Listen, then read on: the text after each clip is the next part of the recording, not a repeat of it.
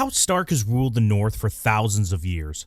But if the Starks were gone, which house truly deserves to rise up in its place and become the new Wardens of the North? Yeah, let us know in the comments before we get started which bannerman you think should take over this slot. And you said the Starks are no longer there. Man, you know what? It's going to be hard for me to not think throughout this whole thing that, like, well, maybe what if they're just straight up better than the Starks? I'm probably going to comment on that too as we go. Like, imagine the Starks are there. Who do I want to see, like, usurp the Starks too? I might. We'll see. I might throw that in there.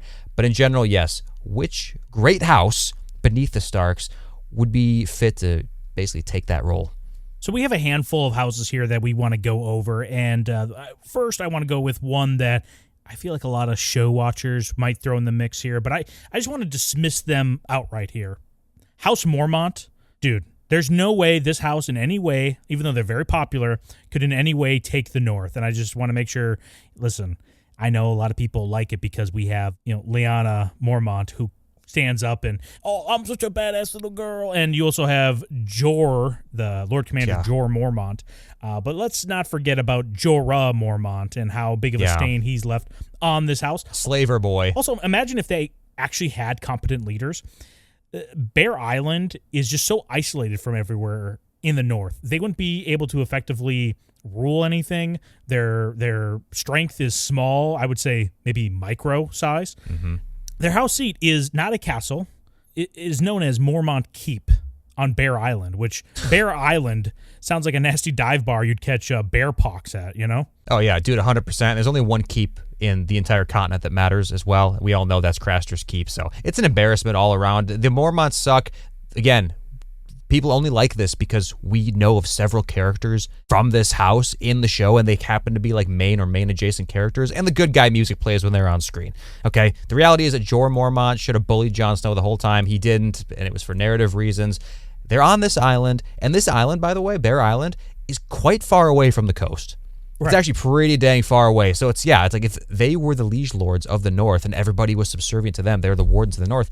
It's like the honor system, It's like, now guys, none of you misbehave. It's like, good luck with that. You're going to have all the other houses joining up on the coast to usurp you, and you're not going to see it coming until your best Bear Island child poverty person has their telescope out and they see an entire fleet coming toward you. And I shouldn't even say that's like exclusive to the North. This might come from the Iron Islands, anywhere else too. So yeah.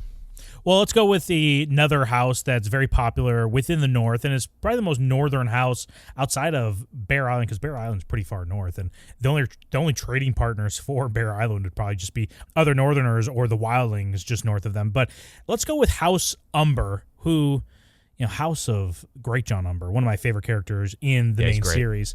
Their house seat is the Last Hearth. It's very far north. It's pretty formidable.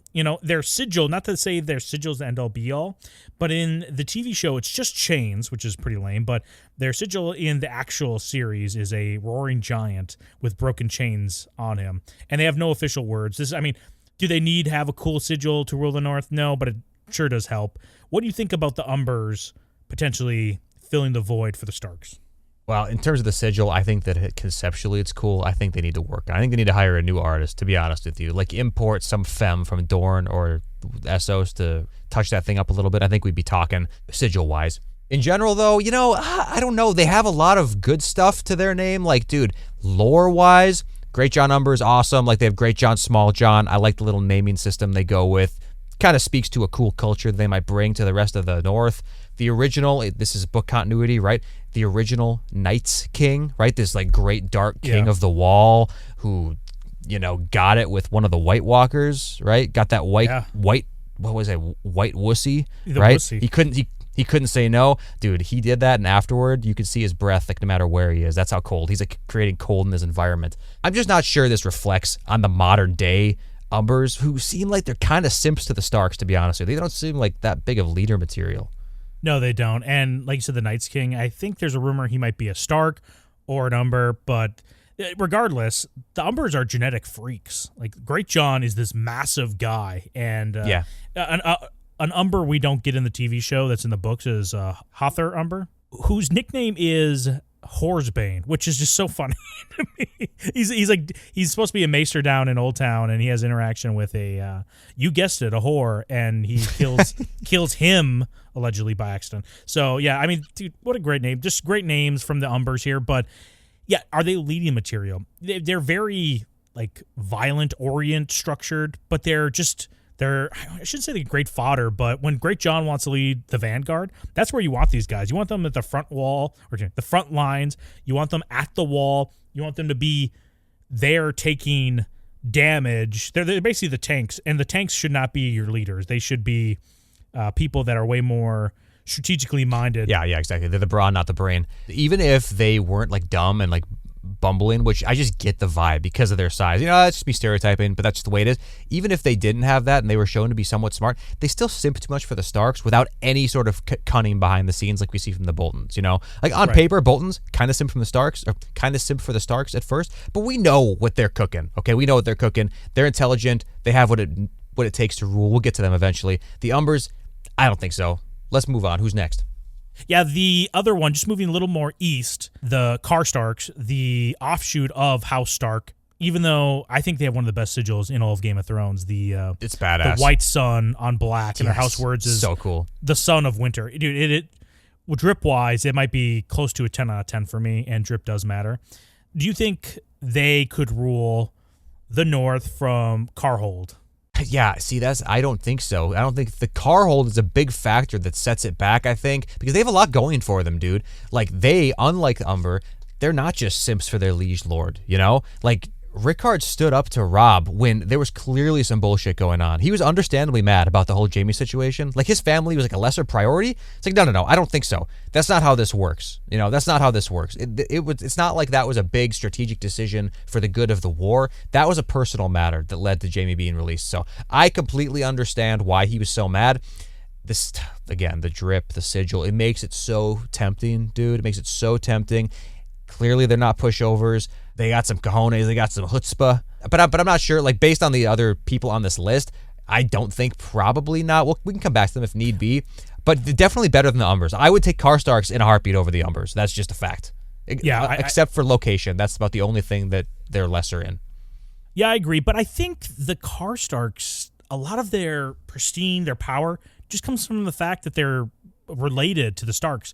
Have they really done anything outside of most recently within the series, as Rickard standing up to Robb? Have they really done anything to prove that they're leading material other than that they have, I mean, in the line of succession, they would have the most rightful claim to become the new Wardens, or you want to say Kings of the North. We're going to say they're still Wardens of the North because they're not overthrowing the current power regime within Westeros. But do you think they actually have, outside of their claim through blood, to actually lead the North? I mean, that's hard to say because we just aren't in that situation, but I would almost argue that the Starks don't have the power or the cojones to lead the North. They are in a little bubble, okay, in the North they are. The way in the past, 1,000 years ago, you had this Bolton-Stark rivalry start, and there was some hot war going on between them. But ever since, things have really dialed down, cooled down. The Starks tend to stay out of a lot of the greater Westerosi conflicts. Only when there's a huge-scale thing, they get involved, and even then, it's arguably because of their allies that they are able to do anything. They're very isolated. It's like a suburban neighborhood where everybody gets along and no one has any conflict because everybody thinks the same, right? There are no curveballs. There's no bad apples in the mix. So it's like, what am I gonna say? There's not really anything to lead. It's just, if they're on cruise control, they're just coasting. Everybody's just used to seeing the Starks in that position, and they don't mind what they're doing, so they just kind of leave them there. But I think when push comes to shove, if the Starks had to like truly lead, especially somebody like Ned, I don't know, man. I'm not seeing them being like a way higher tier than somebody like Rickard Karstark. Yeah, I don't know with the North how much is just pure loyalty or, just the vast space there won't allow people to actually overthrow the institution that is the Starks right now. So if the Karstarks try to do it from their position right there, they're just in a weak spot too. Like, Winterfell is perfectly situated where they could react to any position, any house within the North evenly. The Karstarks on the totally opposite end, but they would be pretty good defense. Carhold is a pretty strong fortress. They just are also left vulnerable, on their shores because they have no navy capabilities whatsoever. So I just think Karstark's better than Umber's, way better than Mormont's, but I don't think they're the number one pick by any means. Or no, I know. I don't think so. I don't think so either. But I tell you what, a contender for the number one pick is, listen, it's the elephant in the room, the Boltons. I mean, this is one of our favorite houses and underrated with the Dread Fort. Oh, dude, their sigil in the TV show, you have Amazing him on his sigil. like X cross there, but in the actual series, it's just a flayed man. It's just this, like the Dr. pink Manhattan kind of look, basically. Yeah, right. It But looks the red awesome. version. Historically, they were kings. Of all these other houses, I think besides like the Borough Kings, The Red King. Oh, dude, it's so good. which is awesome.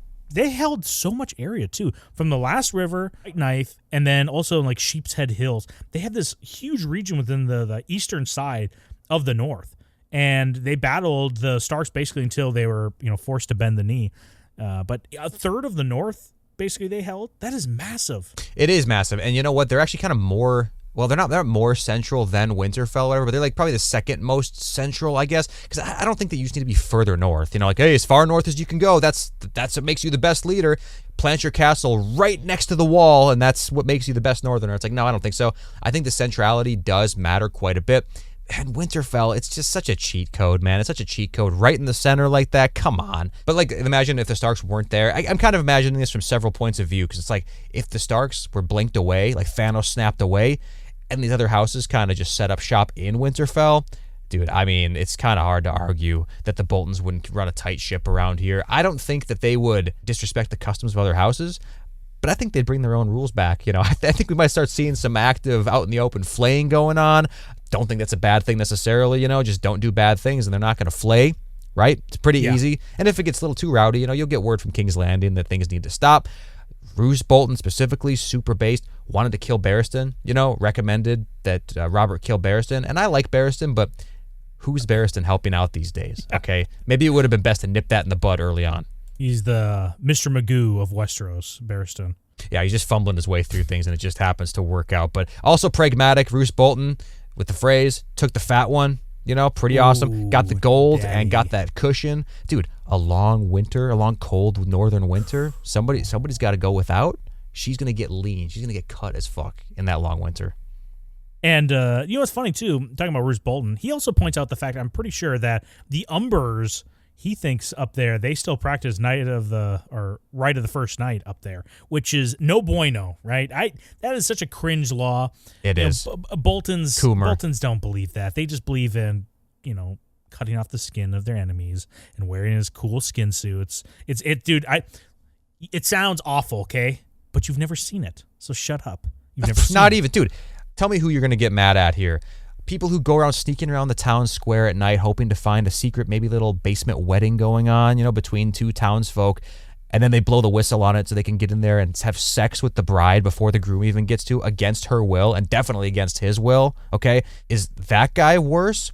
Or is the Bolton who sees this activity going on and flaying that rapist, right, and wearing his skin? Right. Obviously, the Umber is worse for that. Are you going to say that that's wrong to flay a man that would do something like that? And plus, the Boltons are blowing the whistle, The Starks are just complacent. They know what's going on over there in Umberville, okay? They know what's happening. They know the right of the first night's going on, and they're saying nothing. The Boltons are the only ones brave enough to blow the whistle on that because they know what's wrong. So I'd say they are probably, from what we've discussed so far, the most likely to lead and take over for the Starks, because they have been pushing them from actually being on the same level as being kings during the same time period, but also leading multiple rebellions as the Starks were kings over them. But my number one pick here, this is my choice here for who should actually lead. And it's actually my wet dream, no pun intended, wet dream for them to actually lead the North is the Manderlys. Dude, White Harbor is like, I'm pretty sure this is the quote, the only true city of the North. They have one of the largest settlements in all of Westeros. It's bigger than Winterfell, like population-wise. I'm pretty sure it's bigger than Winterfell. The Manderlys, first off, follow the Seven, which we love here. We love the Seven. So they'll pray to they'll bend the knee to the old gods, but they don't pray to them. They were pushed out of the Reach. So they have strong ties to more like Southern politics and how things work down south. But they come up here. They've been up about 1,000 years before conquest, 1,000 to 600 years before the conquest. And they established themselves here at this port after they bent the knee to the Starks. And they decided they were going to take this Wolf's Den and then upgrade it to White Harbor after they were able to establish their port here. And they're the only naval power the North has, because after Brandon the Burner, who burned all of the ships from the Starks, like 1,000 IQ move from Brandon the Burner. Now the Manderlys have all of the naval power in the North. They have trade routes right within this port here, which not only goes to the Three Sisters, also the Vale within like a hop, skip, and a jump, but also your favorite town of all time, don't Bravos. say. I know, right across the narrow sea. This so is what I was going to say. Anytime they need some funding, they go, ooh, hey, Mr. Iron Bank, I need you to bankroll my little conquest and my little armies, and they will just come and route these guys out, and because they're naval power, they can quickly, deploy their troops up the coast here, where we see the Dreadfort, Carhold, Last Hearth.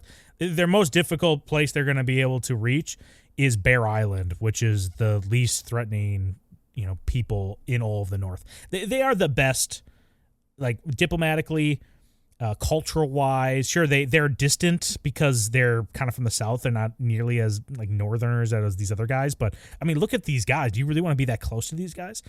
This is going to be a positive for the North with its relationship with the Iron Throne and the Iron. Okay, listen. There's two. Yeah, quiet down there, little man. There are two issues. Okay, there are two perspectives to look at this at. One, you're coming from this perspective, and I completely understand. If it was me living in Westeros, okay, I'm not living in the North. Okay, I'm not living in the North. It sucks in the North. If I'm living anywhere in the North, it's gonna be White Harbor. Okay, I'm gonna be living probably ideally in the Reach.